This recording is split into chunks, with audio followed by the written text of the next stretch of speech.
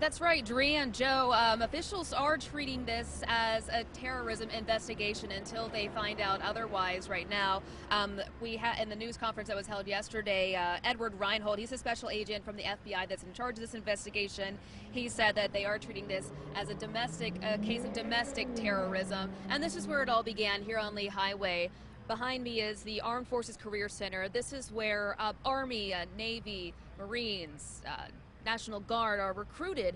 There were actually some recruits inside the building when the shooting took place.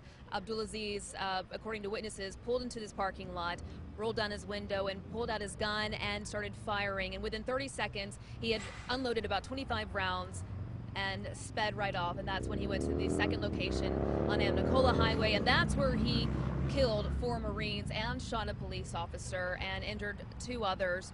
Abdulaziz was killed there by Chattanooga Police Department on the scene. And I want to take a look over here. This guy is Fred Smith. He's from Atlanta. He's been walking down Lee Highway carrying a cross, and now he stopped here on the corner of the scene.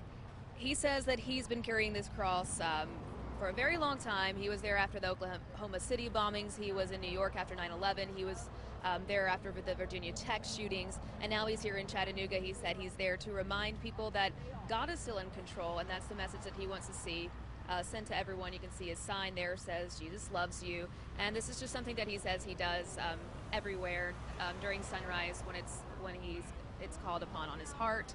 And again, police still are on this scene. It's still a very active investigation. Several police cars still here, and this entire scene is still very well secured. So it's not going to be opening up over here anytime soon as police try to determine exactly what happened, exactly how this came about, and exactly what Abdulaziz's motives were.